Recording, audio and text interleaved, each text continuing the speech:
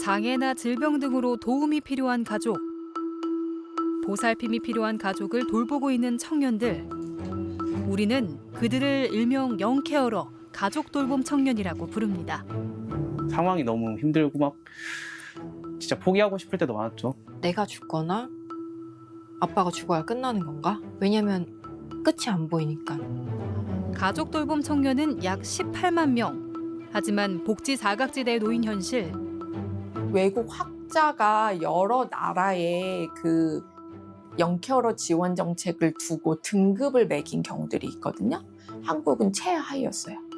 무반응 국가. 실제로 청년이라 그러면 내가 지원 대상? 이렇게 생각하지 않을 가능성이 굉장히 높거든요. 거의 대다수는 지원을 받지 못했다라고 얘기할 수 있을 것 같습니다. 미래를 위해 기반을 다져야 할 시기, 간병에 전념하느라 기회를 놓치고 있는 청년들. 청춘의 봄을 잃어버린 가족 돌봄 청년들을 만나봅니다.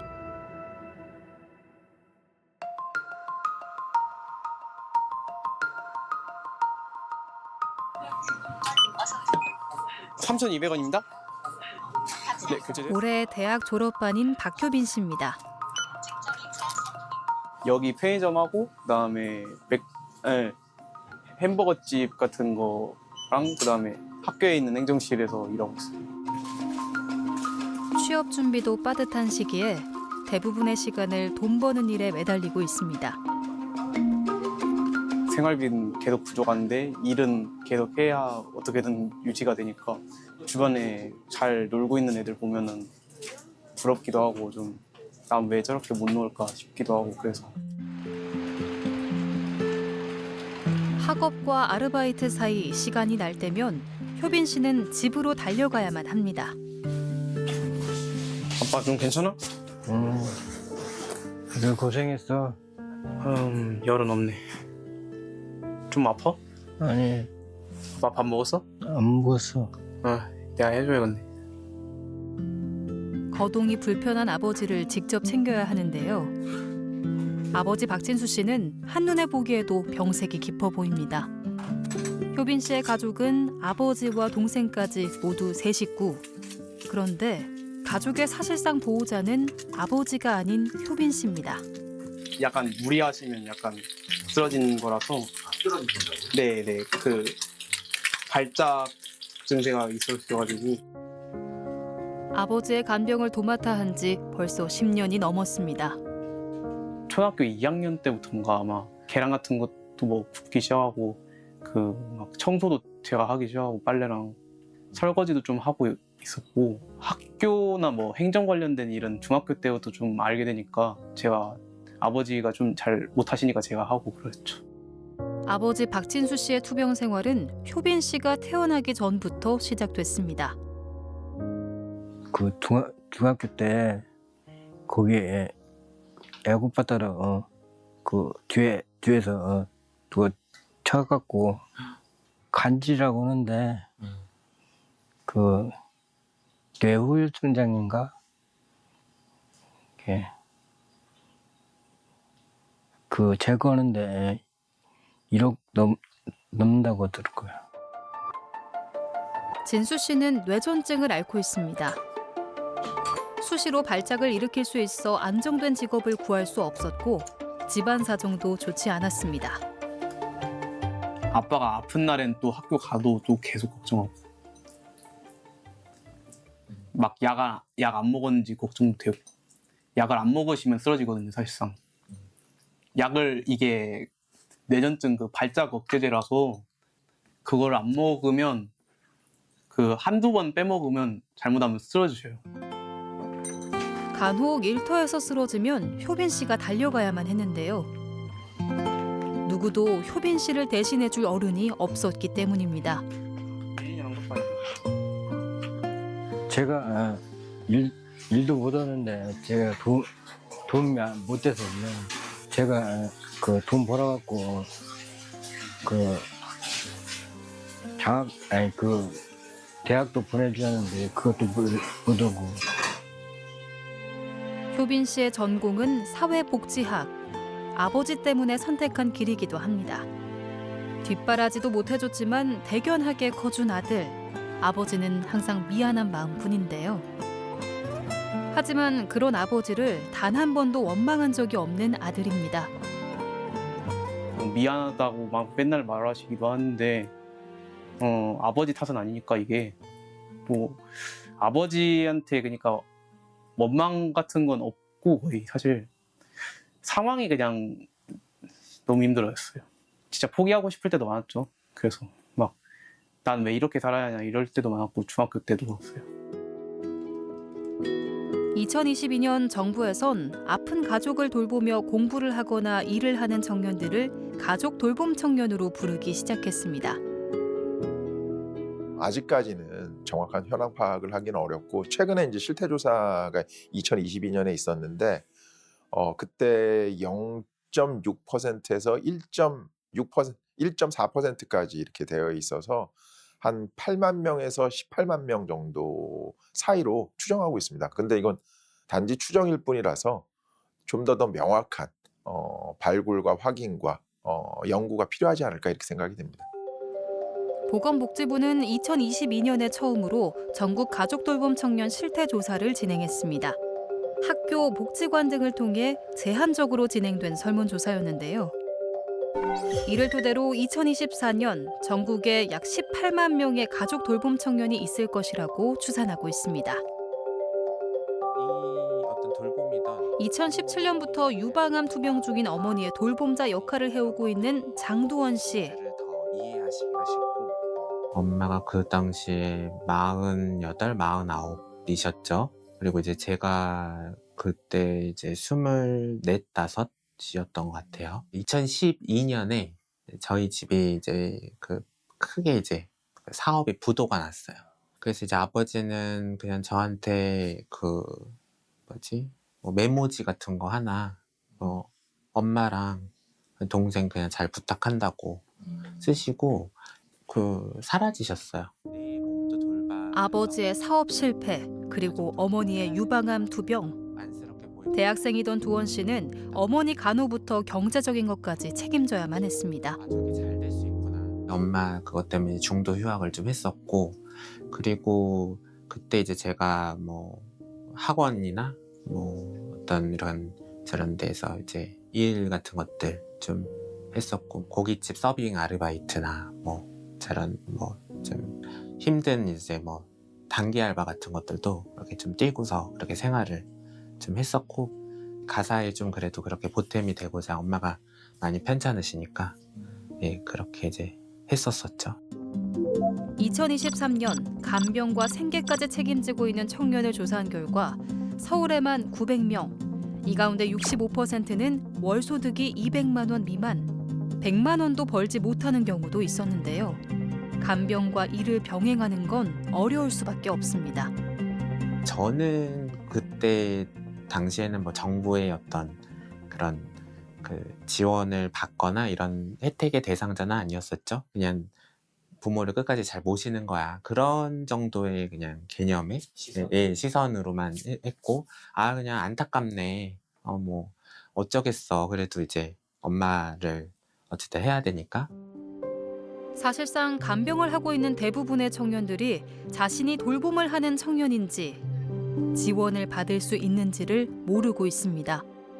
우리나라의 복지가 거의 대부분 신청주의입니다. 본인이 뭔가 지원 대상이라는 걸 알거나 주변에서 지원 대상이라는 걸 알아야 되는데, 실제로 청년이라 그러면 내가 지원 대상? 이렇게 생각하지 않을 가능성이 굉장히 높거든요.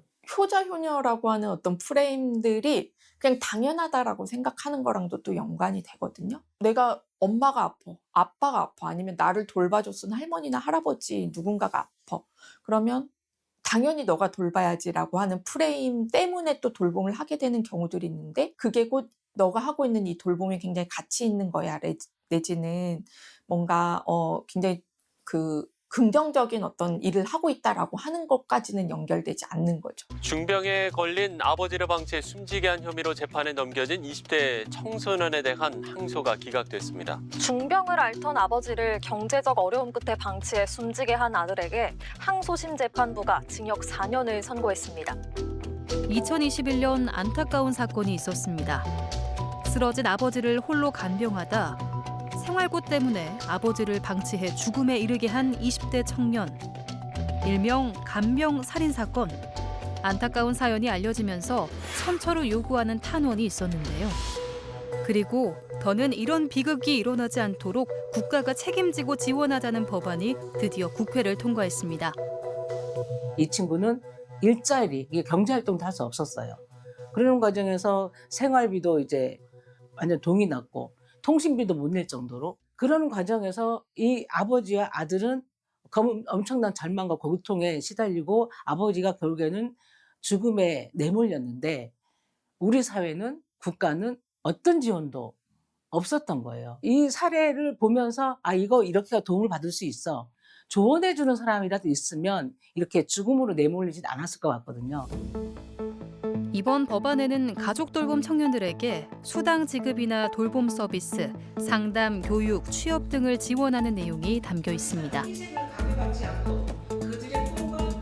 현재 우리 정책은 당사자 신청주의이기 때문에 조기 발굴이 굉장히 중요해요. 그리고 조기 발굴한 상태에서 이 친구의 처지에 맞는 지원이 가야 되는 거거든요. 그래서 이 법안에도 공공 데이터를 활용할 수 있는 근거 조항도 만들었거든요. 그 공공기관이라는 게 학교에 너무 오랫동안 출석을 안 한다. 그럼 뭐가 문제가 있는 거 아니에요? 이런 거랑 관련 복지기관이랑 정부, 지자체 이게 연계가 되면서 이제 찾아가야 되는 거예요. 그런데 돌봄 청년의 정확한 수를 파악하는 것이 가장 어려운 상황입니다. 본인이 주 돌봄자임에도 해당 자격에 부합하는지를 모르다 보니 지원 신청을 안 하는 경우가 많다는 건데요. 그래서 각 지자체나 지원센터에선 상담을 통해 도움을 주고 있습니다. 자신도 시각장애인이면서 어머니를 간병하고 있는 박정혜 씨. 정혜님 같은 경우에는 어떻게 처음 사업을 접하게 되셨을까요? 동사무소에 아는 주무관님이 계셔가지고 한번 용기 내서 그 전화로 제가 그 상황에 맞는 그 돌봄 청년이 맞는지 확인 좀 하고 싶다라고 말씀을 드렸더니 저가 해당된다라고 하셔가지고 그 보건복지부에 해가지고 신청하게 되었어요. 월 수입 중 몇 % 정도를 돌봄 비용으로 사용하고 계실까요? 거의 한 50%? 60% 이상이요? 60%. 그러면 나중에 정혜님을 위해서 쓸 적금이라던가 이런 저금 문제 같은 거는 조금 어려우시겠어요? 네, 살짝 조금 부족하기는 하는데 네. 돌봄의 시간이 길어지면서 정혜 씨에게도 문제가 생겼습니다. 혹시 어떤 도움을 필요로 해서 지원하게 된 것 같으세요? 저도 그렇고 엄마도 그렇고 좀 정서적으로 좀 많이 힘든 상황이다 보니까 그런 부분이 조금 필요하겠다 싶어가지고 지원을 하게 되었던 것 같아요. 생계비가 있을 수도. 간병은 육체적 피로만큼이나 정신적으로도 피로가 클 수밖에 없습니다. 저는 제가 그런 줄 몰랐었거든요. 근데 여기서 초기로 우울감 테스트 했을 때 되게 안 좋게 나왔다고 하더라고요. 나중에 결과지를 보고 나니까 내가 지금 우울한 상태구나, 내가 많이 힘든 상태구나를 조금 느꼈고, 그래서 조금 개선을 해야 되겠다라는 생각을 들었고. 정혜 씨처럼 가족 돌봄 청년 중 우울감을 호소하는 경우가 많았습니다. 2022년 보건복지부가 이들을 대상으로 실태조사를 했더니 우울감 유병률이 약 61%가 나왔습니다. 특히 돌봄을 책임지고 있는 주 돌봄자였을 경우엔 우울감 유병률이 약 70%로 일반 청년의 8배가 넘었습니다.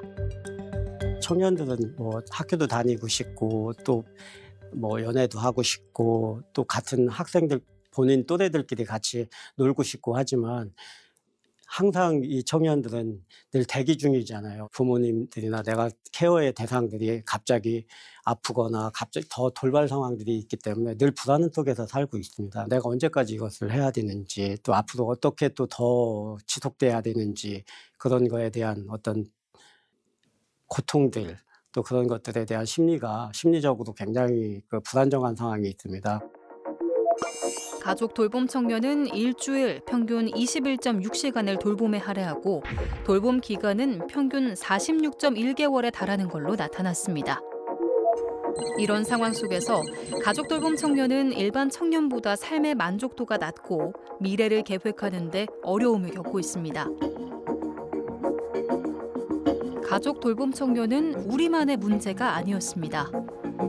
외국 학자가 여러 나라의 이 영케어러 지원 정책을 두고 등급을 매긴 경우들이 있거든요.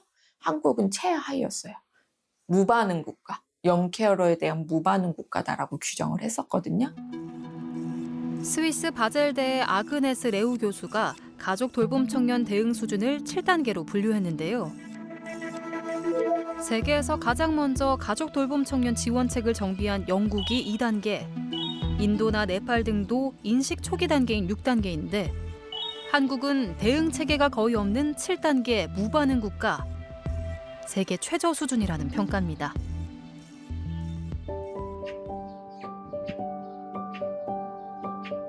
의자, 키보드,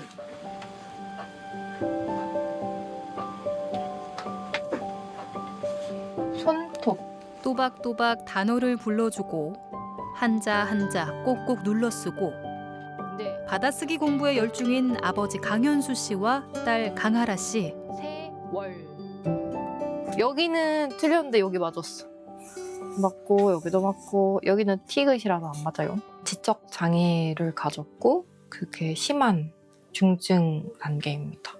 급수로 치면 2급 정도인데 한글을 몰랐을 때 그거를 이제 문항을 제가 256문항, 300명문항 다 하나하나 읽어주고 대답하면서 2, 3일 걸려서 시험을 본 거거든요. 쌍시옷, 날씨. 함께 살던 할머니가 5년 전 돌아가시면서 하라 씨가 아버지의 주 돌봄자가 됐습니다. 얘는 5월 아니고 월요일 할 때 아빠가 정서적으로 친구도 아빠도 별로 없고 하다 보니까 저한테 전화를 너무 많이 하는 거예요. 진짜 막 한 10분, 30분 가까이 계속 막 전화를 하니까 일을 하는데 전화가 계속 오는 거죠. 그런 부분도 조금 스트레스를 엄청 받았던 기억이 있고 그리고 경제적인 어려움이 이제 가장 컸던 것 같아요.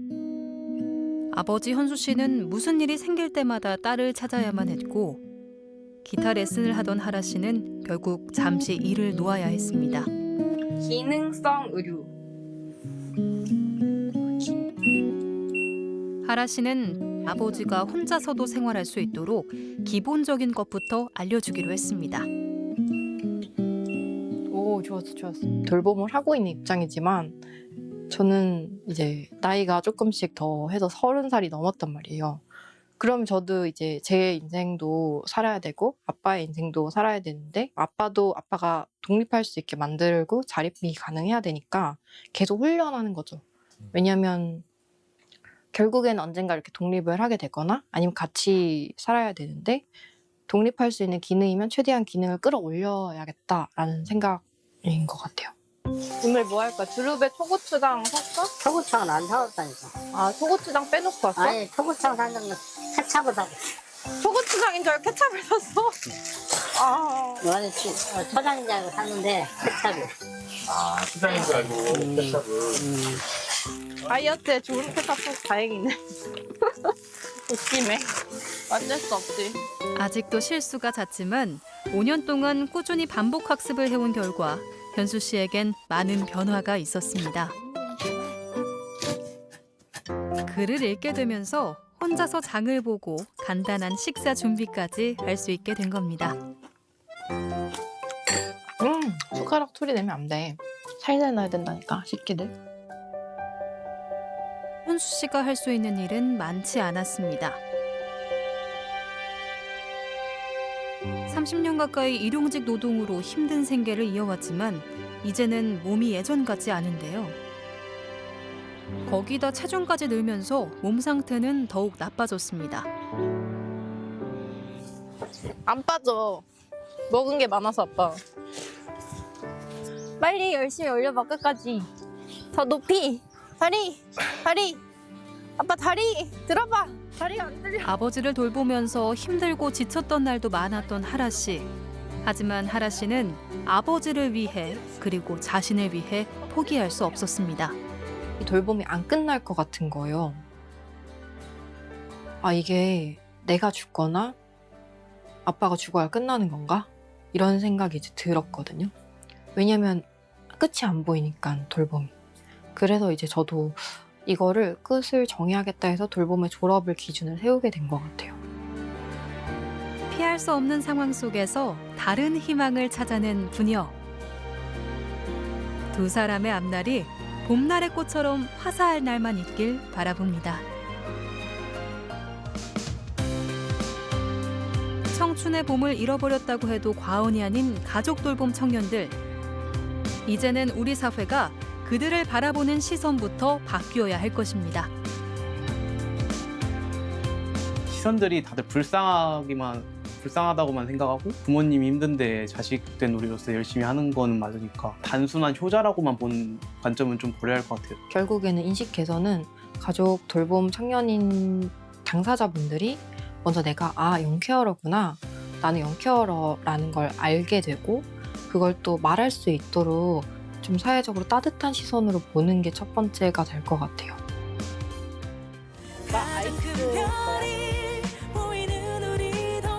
밥 먹었어? 안 먹었어. 야, 해줘요.